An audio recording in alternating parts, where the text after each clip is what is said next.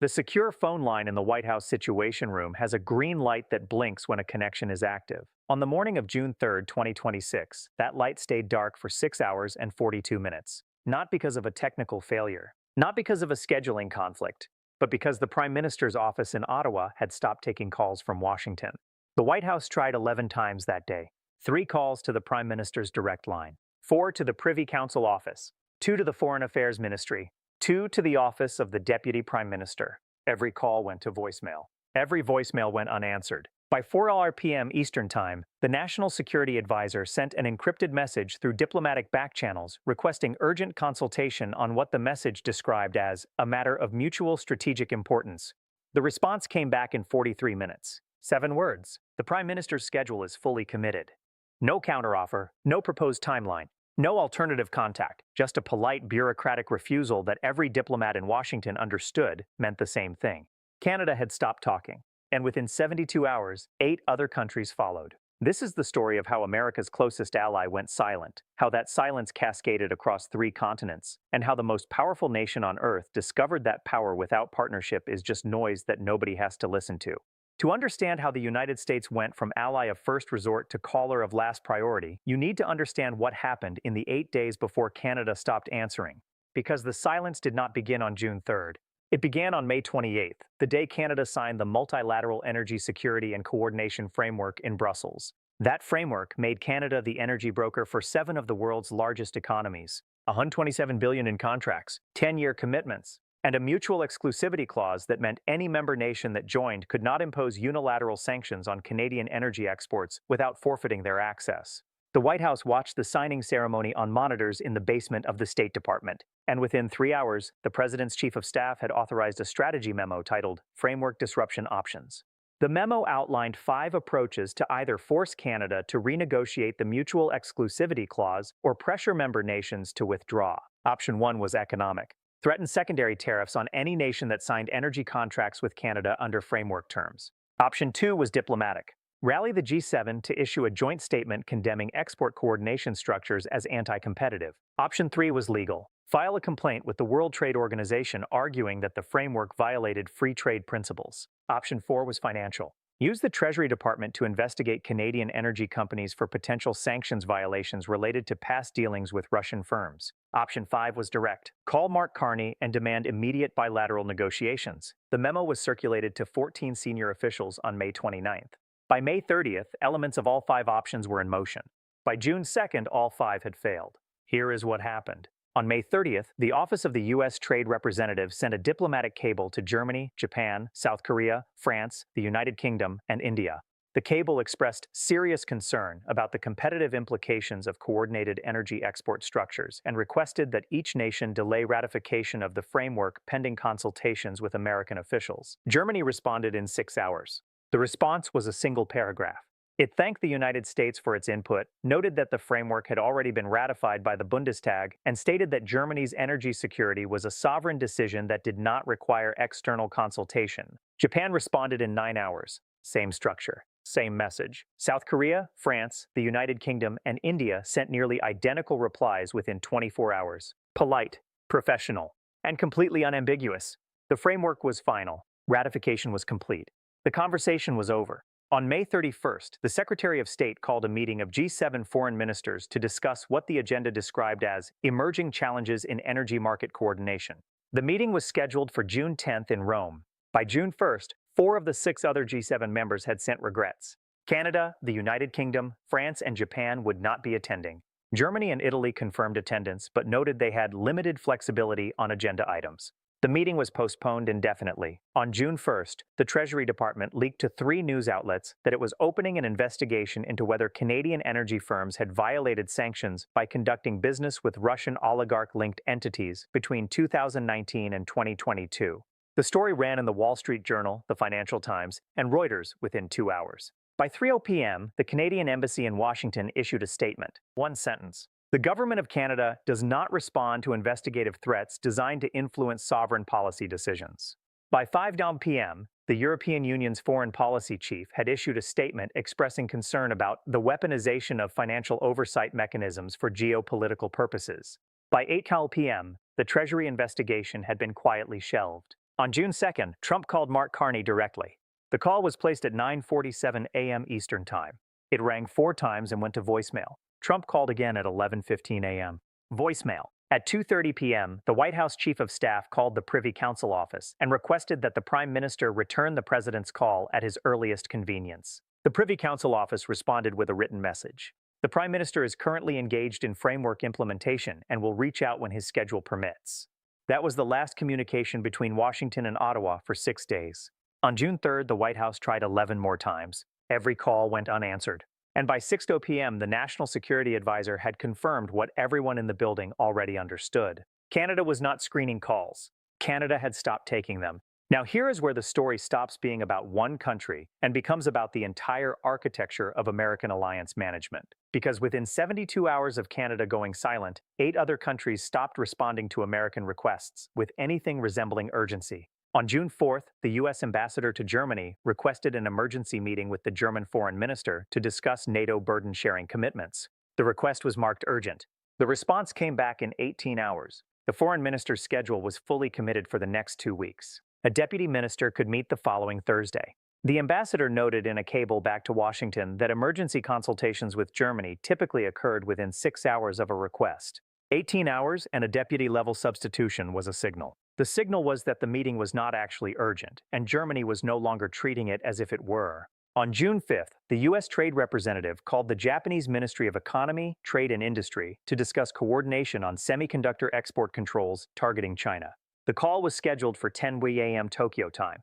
At 9:52 a.m., the ministry sent a message postponing the call to a date to be determined. No explanation. No alternative proposed. Just postponement. The Trade Representative's office sent 3 follow-up requests. None were answered. On June 6th, the U.S. Secretary of Defense sent a message to his South Korean counterpart requesting expedited consultations on joint military exercises scheduled for August. The message noted that planning timelines required confirmation within 48 hours. The response came in 71 hours. South Korea confirmed participation, but noted that exercise scope and duration would need to be renegotiated in light of evolving regional priorities.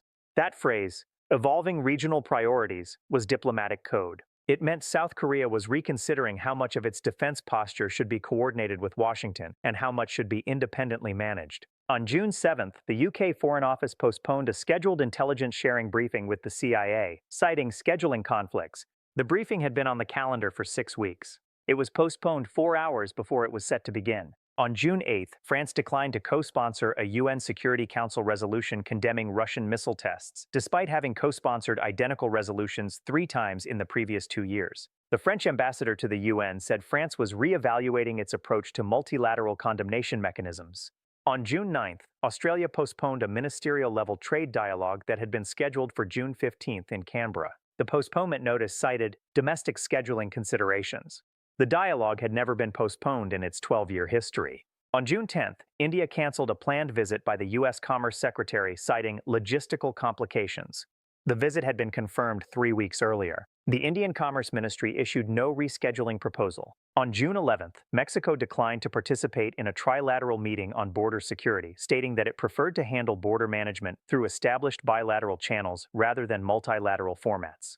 8 countries. 8 delayed responses, 8 cancellations or postponements, and every one of them occurring within 9 days of Canada going silent. This was not coincidence. This was coordination, not formal coordination, not a signed agreement or a joint strategy session, but the kind of coordination that happens when multiple countries independently reach the same conclusion at the same time and begin acting on it without needing to discuss it first. The conclusion was this: American requests are no longer urgent unless America is willing to treat other countries as partners rather than instruments. Now let me take you inside the room where American officials realized they had lost something far more valuable than a single negotiation. They had lost priority. On June 12th, the National Security Advisor convened a restricted session in the Situation Room. Attendance was limited to 8 people. The session was not recorded. No minutes were taken. But 3 attendees separately described the meeting in nearly identical terms to officials who later documented the conversation. The National Security Advisor opened with a question. Are we being systematically isolated? The room was silent for 11 seconds. Finally, the Deputy Secretary of State answered. Not isolated, deprioritized. He explained the difference. Isolation means active exclusion. Deprioritization means passive downgrading. Countries were still answering some American calls. still participating in some forums, still honoring treaty commitments. But they were doing it slowly, selectively, and only when it served their immediate interests. The automatic deference that had defined American alliance management for 75 years was gone.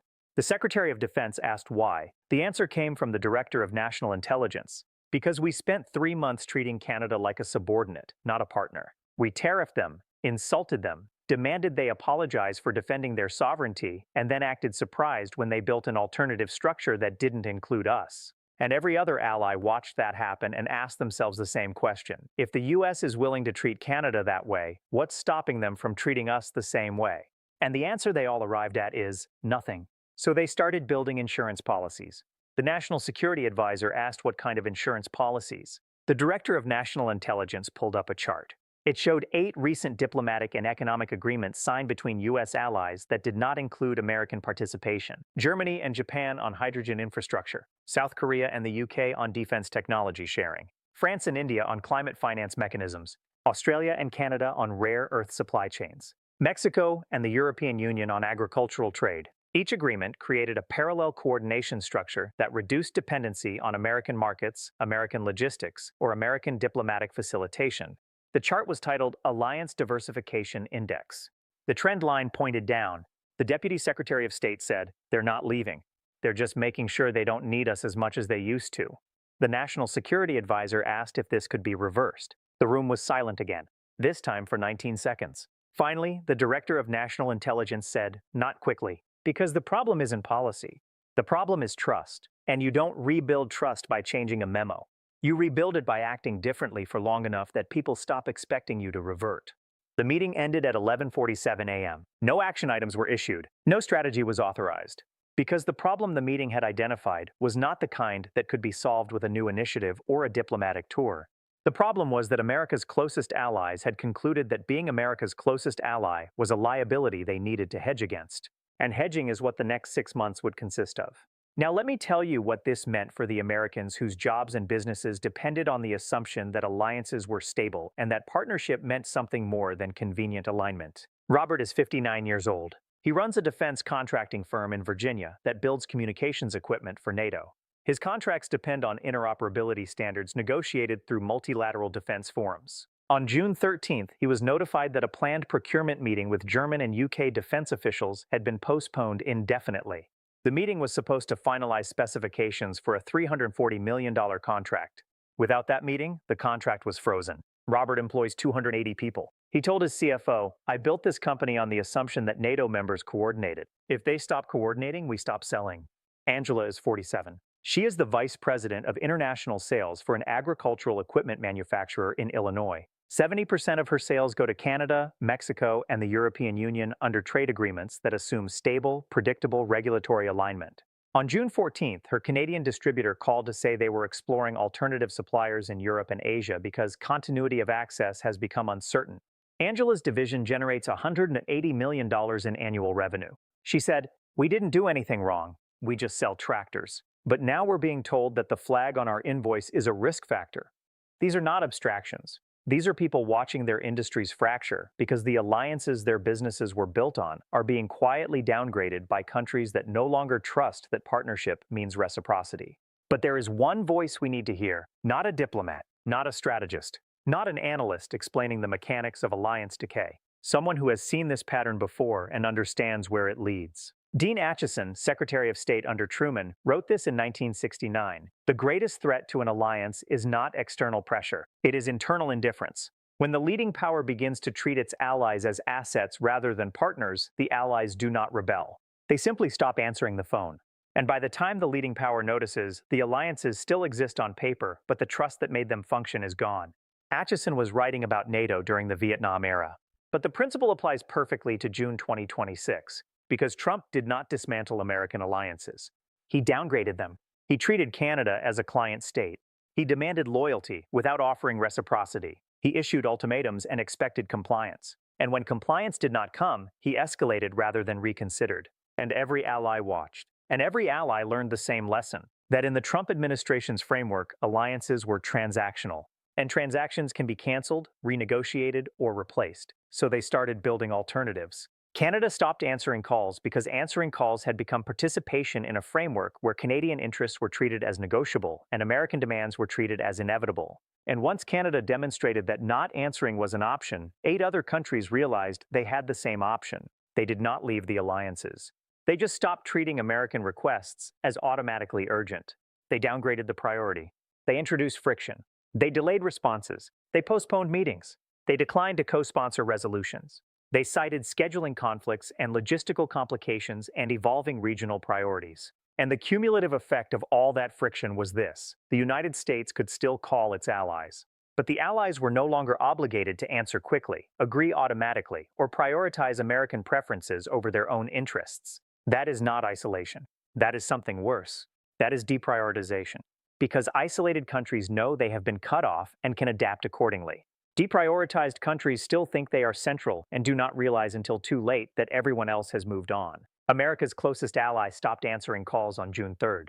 By June 11th, 8 other countries had followed, not because they coordinated, but because they all arrived at the same conclusion independently: that the cost of being America's partner had started to exceed the benefit, and that the safest response was not confrontation. It was silence. The green light on the secure phone line in the Situation Room stayed dark for 6 hours and 42 minutes on June 3rd. It has blinked less frequently every day since. Please hit the bell icon and subscribe my channel for daily updates.